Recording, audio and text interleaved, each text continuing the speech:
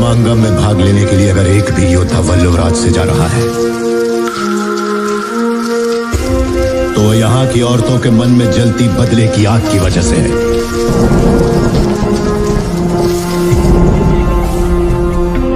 ऐसी ही वीरांगनाओं की कोख से मैंने और तुमने जन्म लिया है।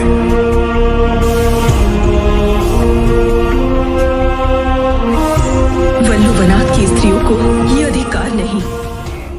क्या है दुरानी का फैसला, क्यों आएगा दुरानी माहेशमती। हेलो दोस्तों, आप सभी का पॉलीग्राफ स्टूडियोज में स्वागत है। मैं हूं आपकी होस्ट एंड दोस्त कनिष्क और मैं आप सबके लिए लेकर आई हूं बाहुबली 3 से जुड़ी कई सारी अमेजिंग बातें, जिनको जानने के बाद आपको बहुत ज़्यादा मज़ा आने वाला है। तो बिना किसी भी देरी के लाइक कीजिए हमारे इस वीडियो को।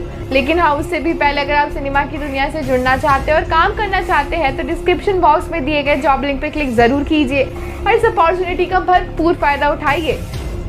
अब बाहुबली फ्रेंचाइज का क्रेज किस लेवल पे है ये तो हमें बिल्कुल बताने की ज़रूरत नहीं है। इस फिल्म के हीरो, कैरेक्टर, स्टोरी लाइन सब कुछ ही धमाकेदार थे और लोग तो खासकर दीवाने हैं बाहुबली यानी कि प्रभास के। इन्होंने इस फिल्म में तो बिल्कुल ही जान डाल दी थी। अब जब फिल्म इतनी ज़्यादा अच्छी थी और लोगों को इतना ज़्यादा मज़ा आया और एंटरटेनमेंट मिला तो अब बस लोगों को इंतज़ार है इस फ्रेंचाइज की सबसे लेटेस्ट फिल्म यानी कि बाहुबली 3 का। अब पिछली वीडियो में तो मैंने आपको बताया कि कैसे दुल्लू इन कोशी को माहेशमती की खुशियों के बारे में पता चल जाता है, जो जानने के बाद उसे इतना ज़्यादा गुस्सा आ जाता है कि वो अपने सलाहकार कौंद को मारने तक की धमकी दे देता है अगर वो उसकी मुलाकात दुरानी शाह से नहीं करवा पाता है। अब अपने राजा और अपने सरकार की ये सारी बातें सुनने के बाद तो कौन डर जाता है, तो वो तुरंत अगले दिन तिल्किस्तान के लिए निकल जाता है। अब वो तिल्किस्तान के लिए तो निकल जाता है लेकिन वो साथ ही साथ एक कागज़ भी ले जाता है। अब आखिर क्या राज है उस कागज़ का और वो कैसे मनाएगा दुरानी शाह को, इन सारे सवालों का जवाब मैं आपको दूंगी इस वीडियो में। अब जहां माहेशमती में एक तरफ हर जगह खुशियों का माहौल था क्योंकि बाहुबली के सबसे खास दोस्त कृष्ण देव की शादी की तारीख पक्की की जा रही थी, तो वहीं पे दूसरी तरफ कौन धीरे धीरे माहेशमती की बर्बादी यानी कि दुरानी शाह की तरफ पहुंच रहा था। अब पूरे 5 दिन के मुश्किल सफ़र के बाद वो तिल्किस्तान पहुंच जाता है। लेकिन ये क्या, तिल्किस्तान पहुंचने के बाद तो एक पल को कौंद भी घबरा जाता है दुरानी शाह से मिलने के लिए। वहां का नज़ारा देखकर तो कौंद भी थोड़ा सा डर जाता है। वो जैसे ही वहां पर पहुंचता है तो वो देखता है कि बीच चौराहे पर एक आदमी को लटकाया हुआ था जिसकी दोनों आंखों को निकाल दिया गया था। अब उस आदमी की ये हालत देखकर और उसके शरीर पे इतने सारे घाव देखकर तो उसे लगता है कि ये कोई मुजरिम है। तो वो वहाँ पर एक आदमी से पूछ लेता है कि भाई ये क्या कोई मुजरिम है जो उसको इतनी बुरी सज़ा दी है। तो इसके जवाब में वो आदमी बोलता है नहीं, ये तो बादशाह दुरानी शाह का रसोइया था। इस बेचारे की तो सिर्फ इतनी सी गलती थी कि इसने बादशाह के खाने में थोड़ा ज़्यादा तीखा डाल दिया था और इसी बात से गुस्सा होकर बादशाह ने इसकी आंखें निकालने का आदेश दे दिया और उसको बीच चौराहे पर ऐसे लटकाने का भी। अब ये सारी बातें सुनने के बाद तो कौंद को थोड़ा सा डर लगा, लेकिन फिर कौंद मन ही मन ये सोचने लगा कि ये राजा तो बहुत ही ज़्यादा खतरनाक है, ये किसी हैवान से कम नहीं है। लेकिन अगर कितना अच्छा होगा ये हमारा साथ देगा तो फिर माहेशमती के लोगों की तो खैर नहीं है। माहेशमती के लोगों के साथ ये दुरानी शाह ऐसा व्यवहार करेगा जो बाहुबली ने अपने सपने तक में नहीं सोचा होगा। अब ये सारी बातें सुनकर तो दुरानी शाह मन ही मन खुश हो रहा था, लेकिन एक बहुत ही बड़ा सवाल उसके लिए कि आखिर वो दुरानी शाह को कैसे मनाएगा और कैसे पहुंचेगा उस तक।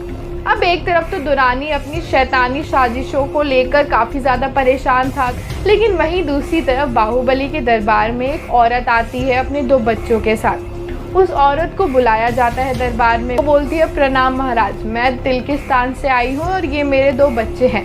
मुझे आपसे एक शिकायत करनी है कि जो वहाँ का राजा है वो कोई राजा नहीं, हैवान है, हैवान। उसने बहुत ही ज़्यादा बेरहमी से मेरे पति और मेरे पिता दोनों को मार दिया। ये सारी बातें बोलकर वो औरत बहुत ज़्यादा रोने लग गई, जिसको देखकर बाहुबली और पूरी सभा के लोग परेशान हो गए। वो औरत रोते रोते बोलती है कि महाराज उस आदमी ने तो मेरा घर तक जला दिया, वो बिल्कुल अच्छा नहीं है। वो तिल्किस्तान के लोगों के साथ ऐसा व्यवहार करता है कि जो कोई जानवरों के साथ भी ना करे। अब ये सारी बातें सुनकर और उस औरत का दुख देखकर बाहुबली से रुका नहीं गया और महाराज मैं बहुत ज़्यादा उम्मीद से आपके पास आई हूँ। मैंने सुना है कि आप ऐसे अत्याचारी लोगों को सज़ा देते हैं। आप कृपया कर हमारी मदद कीजिए और हमें उस राजा से बचा लीजिए। अब उस औरत को इतना परेशान देखकर और उसकी बातें सुनने के बाद बाहुबली से रुका नहीं गया। वो बोल पड़ते हैं कि हम तुम्हारी मदद ज़रूर करेंगे। अब ये सारी बातें सुनकर वो औरत तो थोड़ी सी खुश हो जाती है, लेकिन वहाँ पे बैठे कटप्पा के चेहरे पे परेशानी साफ नज़र आ रही थी। वो जैसे चाह रहे हो कि बाहुबली ये युद्ध ना करे। तो उसी रात बाहुबली अपने कमरे में बैठे बैठे उस औरत के बारे में सोच रहे होते हैं और उसकी बातों के बारे में सोच रहे होते हैं। इसी बीच में उनकी बीवी रानी अवंतिका यानी कि तमन्ना आ जाती है, लेकिन उनके आने का उन्हें बिल्कुल एहसास नहीं होता, जिसको देखकर वो रानी बोलती है कि क्या हुआ महाराज, अब काफ़ी ज़्यादा परेशान लग रहे हैं। अब रानी की आवाज़ सुनने के बाद बाहुबली उनकी तरफ देखते हैं और बोलते हैं कि आप कब आई रानी अवंतिका, जिसके जवाब में रानी बोलती है कि जब आप काफ़ी ज़्यादा परेशान थे हम तभी आ गए। अब रानी के इतना पूछने के बाद बाहुबली उनको सब कुछ बता देते हैं कि जो भी सभा में होता है, जिसके जवाब में रानी बोलती है कि आपको ये युद्ध ज़रूर करना चाहिए, आपको उस राजा को सख्त से सख्त सज़ा देनी चाहिए कि वो अपनी प्रजा के साथ ऐसा कैसे कर सकता है। अब रानी की ये सारी बातें सुनने के बाद बाहुबली उनकी तरफ देखते हैं जैसे कि उनको उनके सारे सवालों के जवाब मिल चुके थे। अब ये सारी बातें रानी और बाहुबली के बीच में चली रही होती है कि कमरे में आ जाता है एक सेवक और वो बोलता है कि महाराज कटप्पा आपसे मिलना चाहते हैं और वो काफ़ी ज़्यादा परेशान है। अब सेवक ये बातें सुनने के बाद वो बोलते हैं कि कटप्पा को अंदर आने दीजिए।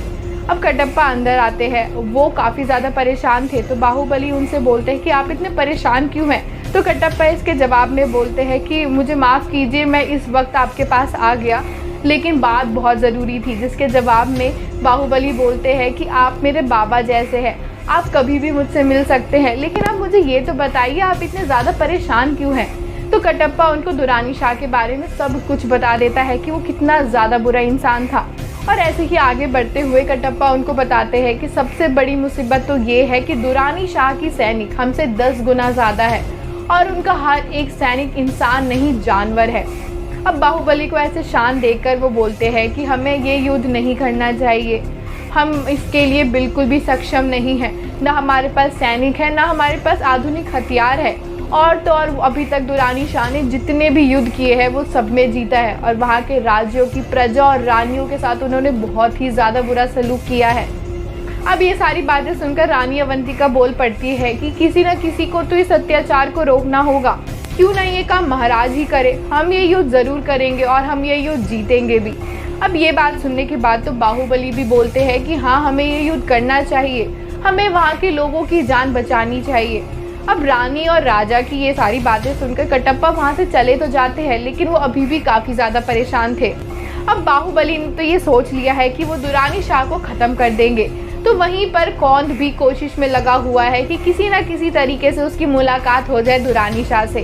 तो अपनी इसी कोशिश के कारण वो एक रात चुपके से उनके महल में घुस जाता है और सारे सैनिकों को चकमा देकर वो दुरानी शाह के कमरे तक भी पहुँच जाता है। पर ये क्या, वहाँ पर पहुंचकर वो देखता है कि एक आदमी अपने हाथ में खंजर लेकर दुरानी शाह की तरफ बढ़ रहा था, जो कि काफ़ी ज़्यादा सुकून की नींद सो रहा था। लेकिन जैसे ही वो आदमी दुरानी शाह पर हमला कर पाता, कौन उस आदमी को पीछे से आकर पकड़ लेता है और सारी आवाज़ों के बाद तो दुरानी शाह भी उठ जाता है और सैनिक भी कमरे में आ जाते हैं। जिसके बाद उस आदमी को काल कोठरी में डाल दिया जाता है और कौन को भी कड़ी सुरक्षा के बीच में रखा जाता है। अब जब सैनिक कौन को लेकर जा रहे थे तो उसके पास से एक कागज गिरता है। उस कागज को दुरानी शाह उठा लेता है और उस कागज को देखने के बाद तो दुरानी शाह बस देखता ही रह जाता है। उस कागज में महारानी अवंतिका की तस्वीर थी, जो काफ़ी ज़्यादा खूबसूरत थी। उस तस्वीर को और उनकी सुंदरता को देखता ही रह जाता है दुरानी शाह, जिसके बाद वो अपने सैनिक से कौंध को बुलाने का आदेश देता है। जिसके जवाब में कौन बोलता है ये माहेशमती की महारानी महेंद्र बाहुबली की पत्नी है, ये काफ़ी ज़्यादा सुंदर भी है और हर चीज़ में सक्षम भी है। अब उस तस्वीर को देखने के बाद दुरानी शाह के दिमाग में कुछ तो चल रहा था, जिसकी वजह से उसके चेहरे पे एक शैतानी मुस्कान थी। अब आखिर क्या चल रहा है दुरानी शाह के दिमाग में और कैसे करेगा बाहुबली अपनी सेना को तैयार, इन सारे सवालों का जवाब तो मैं आपको ज़रूर देने वाली हूँ, लेकिन हमारे नेक्स्ट वीडियो में। तब तक के लिए बाय बाय दोस्तों।